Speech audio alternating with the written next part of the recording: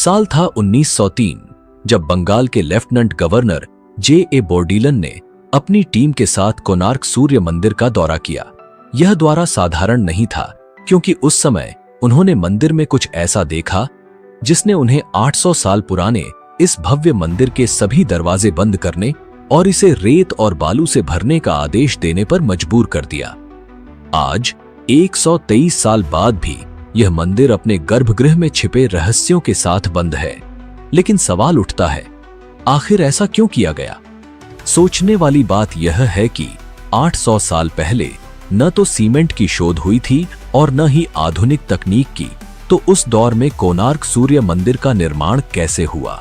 इस अद्भुत मंदिर में अत्याधुनिक आयरन लॉक सिस्टम का इस्तेमाल किया गया था जो इसकी संरचना को स्थिर बनाए रखता था। सबसे चौंकाने वाली बात यह है कि इस मंदिर के पहिए, जो सूर्य और चंद्रमा की गति से संचालित होते थे, एक प्राचीन समय यंत्र की तरह काम करते हैं और आज भी सटीक समय दिखाते हैं। लेकिन सबसे हैरान करने वाली बात यह थी कि भगवान सूर्य की मूर्ति हवा में बिना किसी आधार के लटकी रहती थी। यह चमत्कारिक तकनीक आज भी मॉडर्न इंजीनियरिंग और विज्ञान के लिए एक पहेली बनी हुई है। साथ ही मंदिर के शिखर पर लगा 52 टन का विशाल चुंबक, जो इस चमत्कार को संभव बनाता था, आखिर कहां से लाया गया था और अब वह कहां पर है? साल 2022 में भारत सरकार ने इस मंदिर से रेत हटाने और इसके गर्भगृह को खोलने की योजना बनाई, लेकिन आज तक यह काम पूरा नहीं हो सका। सवाल यह है, क्या गर्भगृह के अंदर कोई ऐसा रहस्य छिपा है जिसे दुनिया से छुपाकर रखा गया है? क्या हम कभी जान पाएंगे कि इस भव्य संरचना के अंदर क्या है? इन सभी रहस्यों, प्राचीन तकनीकों, अद्भुत इतिहास और विज्ञान से जुड़े तथ्यों को जानने के लिए इस डॉक्यूमेंट्री में हमारे साथ जुड़े रहिए, क्योंकि यह सिर्फ एक मंदिर की कहानी नहीं, बल्कि प्राचीन भारत के विज्ञान और कला का ऐसा अद्भुत प्रमाण है जो आपको चौंका देगा।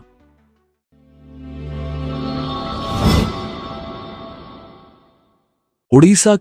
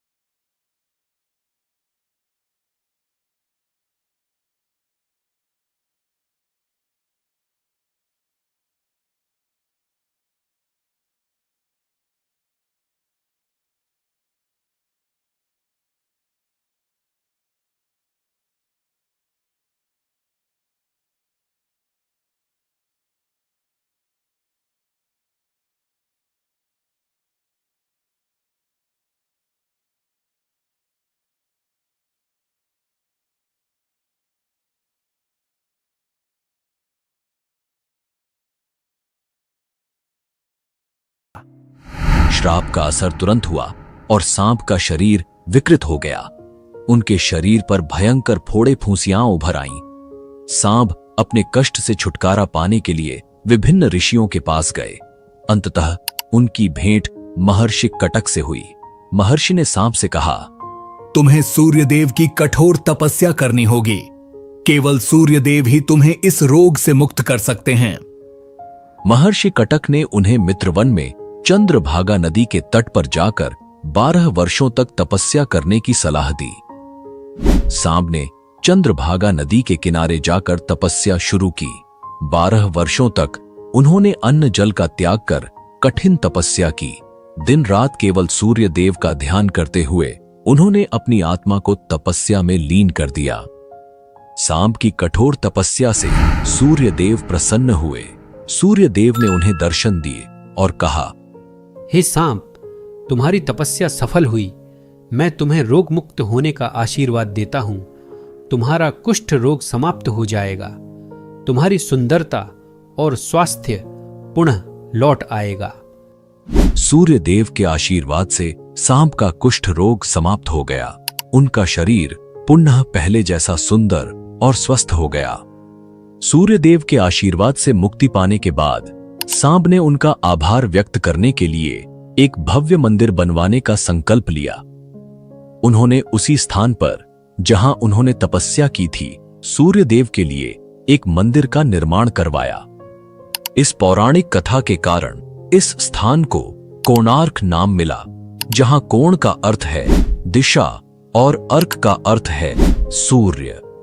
यह मंदिर इस तरह बनाया गया कि सूर्य की पहली किरण सीधे मंदिर के गर्भगृह पर पड़े। अगर आप हमारे चैनल पर पहली बार आए हैं तो इसे सब्सक्राइब करना न भूलें और वीडियो को लाइक जरूर करें। तो क्या आज जो मंदिर हम देख रहे हैं वह भगवान श्री कृष्ण के पुत्र सांब द्वारा बनवाया गया सूर्य मंदिर है? नहीं दोस्तों, इतिहासकारों के अनुसार यह जो मंदिर हम आज देखते हैं वह चौथी बार निर्मित हुआ है। आज का कोणार्क सूर्य मंदिर 13वीं शताब्दी में गंग वंश के प्रतापी राजा नरसिंहदेव प्रथम के शासनकाल में बनाया गया था। यह मंदिर भारतीय वास्तुकला और धार्मिक धरोहर का अद्भुत उदाहरण है, जिसे सूर्य देव के सम्मान में निर्मित किया गया था। कोणार्क सूर्य मंदिर के निर्माण के पीछे एक महत्वपूर्ण प्रेरणा की कहानी जुड़ी हुई है। यह प्रेरणा थी राजमाता कस्तूरी देवी की। कस्तूरी देवी ने अपने पुत्र गंग वंश के महान राजा नरसिंहदेव प्रथम को एक विशेष संदेश दिया। उन्होंने नरसिंहदेव को याद दिलाया कि उनके पिता ने भगवान जगन्नाथ का भव्य मंदिर बनवाया था, जो आज भी भक्ति और श्रद्धा का केंद्र है।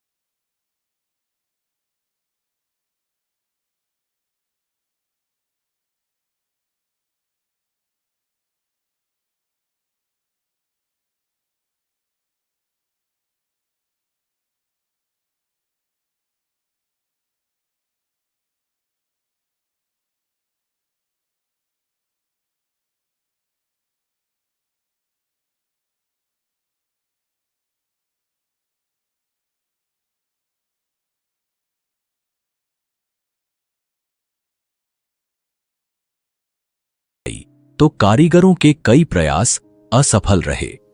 यह देख राजा नरसिंहदेव क्रोधित हो गए और उन्होंने आदेश दिया, यदि सूर्योदय से पहले शिखर पर कलश स्थापित नहीं हुआ तो सभी कारीगरों को मृत्यु दंड दिया जाएगा। यह सुनते ही निर्माण स्थल पर भय और निराशा का माहौल छा गया। मुख्य शिल्पकार बिसु महाराणा के कंधों पर भारी संकट था।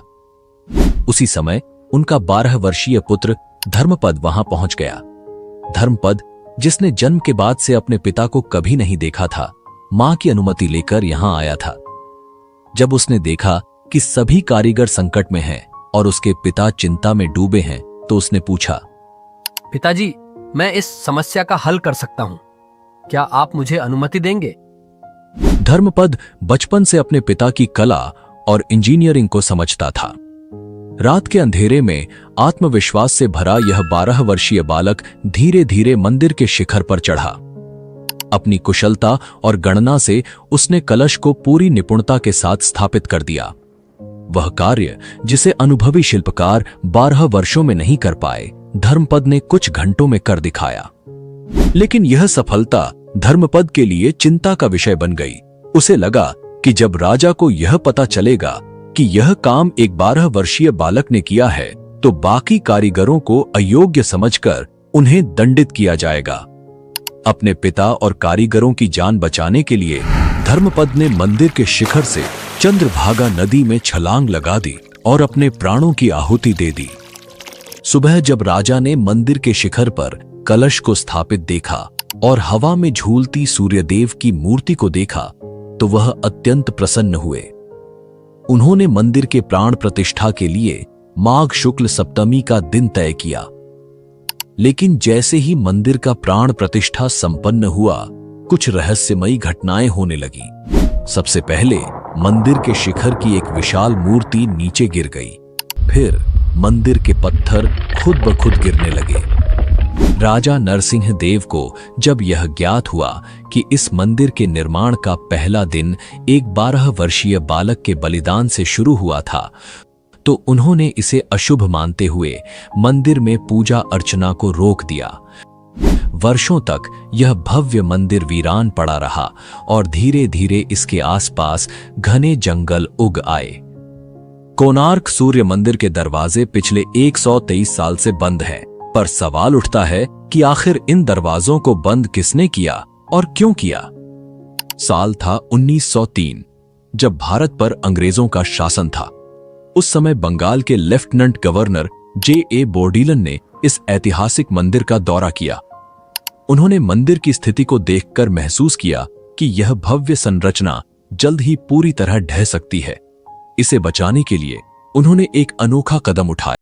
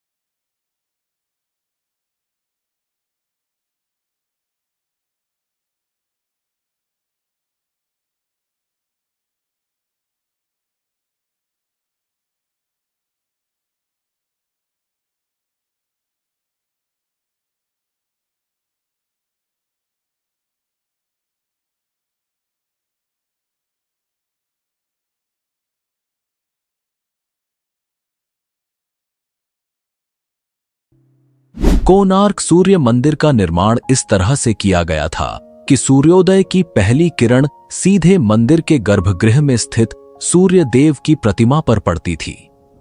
यह अद्भुत रचना सूर्य की गति और पृथ्वी की परिक्रमा को ध्यान में रखकर की गई थी।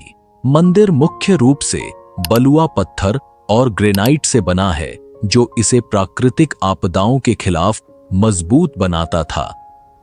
दोस्तों, आपसे एक सवाल है, कोणार्क सूर्य मंदिर के अलावा क्या आप भारत के किसी और प्राचीन सूर्य मंदिर के बारे में जानते हैं? अगर जानते हैं तो उसका नाम और उसकी विशेषता कमेंट में जरूर लिखें, ताकि दूसरे लोग भी इस मंदिर के बारे में जान सकें। आपका योगदान सबके लिए ज्ञानवर्धक होगा। चलिए अब आगे बढ़ते हैं। कोणार्क सूर्य मंदिर को भगवान सूर्य के रथ के रूप में बनाया गया है, जो सूर्य देवता की गति और समय के चक्र का प्रतीक है। हिंदू वैदिक परंपरा में सूर्य को पूर्व में उगते हुए और 7 घोड़ों द्वारा खींचे गए रथ में आकाश में तेजी से यात्रा करते हुए दर्शाया गया है। यह रथ 7 घोड़ों द्वारा खींचा जा रहा है। ये घोड़े इंद्रधनुष के 7 रंगों का प्रतिनिधित्व करते हैं। हालांकि समय और आक्रमणों के कारण आज केवल एक घोड़े की मूर्ति शेष है। 7 घोड़े सप्ताह के 7 दिनों को दर्शाते हैं। यह बात खगोलविद अस्वीकार करते हैं, क्योंकि सप्ताह के 7 दिनों का सूर्य से कोई संबंध नहीं है। तो फिर सवाल उठता है कि सूर्य देवता का यह रथ 7 घोड़ों द्वारा ही क्यों खींचा जाता है? अगर आप कोणार्क के स्थानीय बुजुर्गों से बात करें तो वे एक दिलचस्प जानकारी साझा करते हैं। उनका कहना है कि हर एक घोड़े को इंद्रधनुष के अलग अलग रंगों की तरह रंगा गया था। जैसा कि हम जानते हैं, महान वैज्ञानिक आइजैक न्यूटन ने 1666 में खोज की थी कि सूर्य की रोशनी सफेद नहीं होती, बल्कि यह 7 रंगों से बनी होती है। लेकिन यह मंदिर तो न्यूटन के सिद्धांत से 400 साल पहले ही बनाया गया था। तो प्राचीन निर्माणकर्ताओं को यह कैसे पता चला कि सूर्य की किरणें वास्तव में 7 रंगों से बनी होती हैं? और सबसे महत्वपूर्ण बात, इतिहासकारों ने इस अद्भुत जानकारी को अपनी किताबों में क्यों नहीं लिखा? एक बात तो तय है कि जितनी भी वैज्ञानिक खोजें हुई हैं, उनमें से अधिकांश का मूल प्राचीन भारत में कहीं ना कहीं छुपा है। मंदिर में 12 जोड़ी पहिए हैं, जो साल के 12 महीनों को दर्शाते हैं। हर पहिए में 8 तीलियां होती हैं और हर 2 तीलियों के बीच का समय अंतराल 3 घंटे का होता है। जब इन अंतरालों को जोड़ते हैं तो पूरे 24 घंटे का समय मिलता है। यह सूर्य घड़ी एंटी क्लॉकवाइज दिशा में पढ़ी जाती है, जैसे 12 बजे से 1:30 तक, फिर 3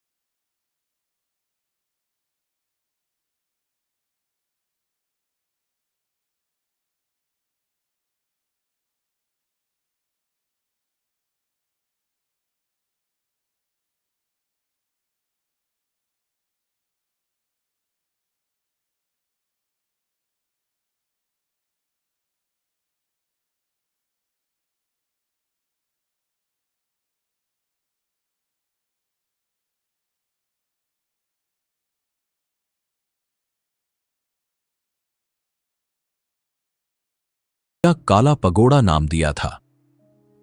ऐसा माना जाता है कि पुर्तगाली नाविकों ने अपने नेविगेशन सिस्टम को बचाने के लिए मंदिर के शीर्ष पर लगे इस शक्तिशाली चुंबक को निकाल लिया। उन्होंने इसे अपने जहाज में लादकर अपने देश ले जाने का दावा किया, लेकिन इस चुंबक को हटाने के बाद मंदिर की संरचना असंतुलित हो गई और समय के साथ यह क्षतिग्रस्त होने लगा। यह घटना आज भी इतिहास और रहस्य का एक बड़ा हिस्सा है।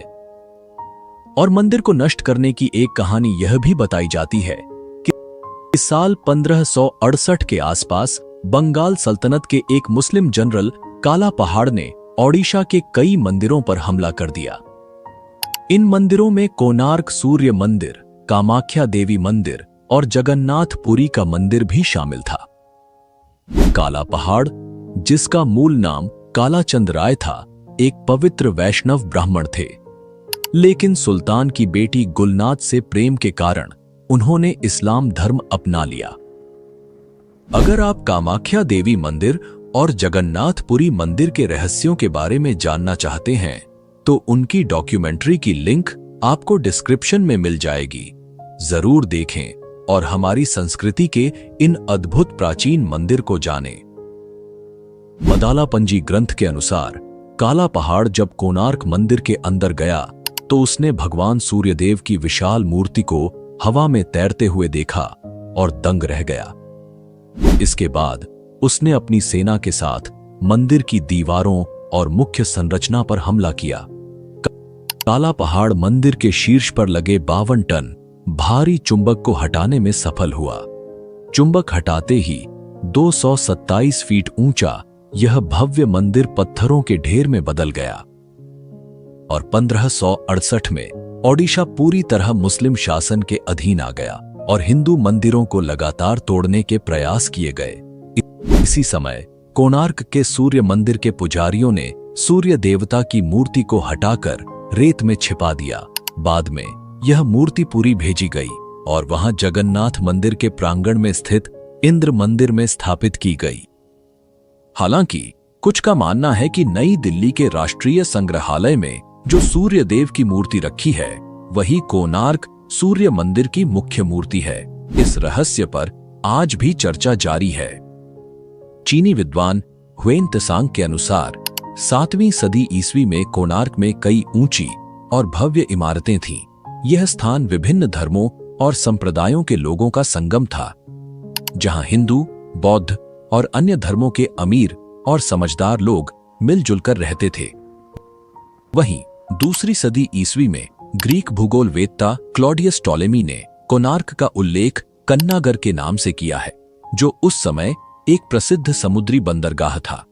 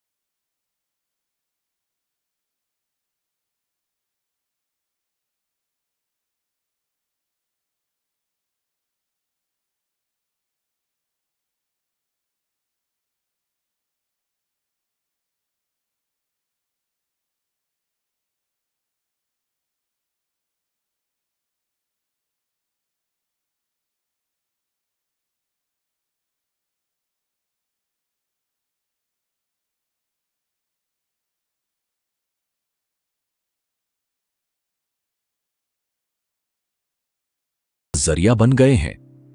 सभी देवताओं की मूर्तियां दर्शनार्थियों की सुविधा के हिसाब से लगाई जाती हैं और प्रत्येक मूर्ति के पास एक दान पात्र रखा जाता है ताकि श्रद्धालु कुछ पैसे डाल सकें।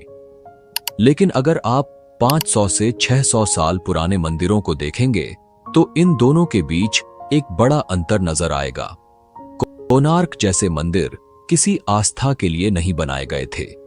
ये तो एक इंसाइक्लोपीडिया, म्यूजियम या विश्वविद्यालय के समान थे, जिन्हें लोगों को शिक्षित करने के उद्देश्य से बनाया गया था। इसलिए कोणार्क मंदिर को केवल हिंदू मंदिर कहना उचित नहीं होगा, क्योंकि यहां हर धर्म के लोग आकर कुछ न कुछ सीख सकते थे। तो दोस्तों, यह थी कोणार्क सूर्य मंदिर की कहानी। इसके इतिहास, रहस्य और प्राचीन भारत की उन्नत तकनीक पर आधारित डॉक्यूमेंट्री। अगर आप वीडियो को लाइक, कमेंट और सब्सक्राइब नहीं करते तो भी चलेगा, लेकिन इसे अपने दोस्तों और रिश्तेदारों के साथ जरूर शेयर करें ताकि वे भी हमारी प्राचीन भारत की तकनीक और विज्ञान के बारे में जान सकें। जल्द ही मिलते हैं एक और नई डॉक्यूमेंट्री के साथ। तब तक के लिए धन्यवाद। जय हिंद, जय भारत।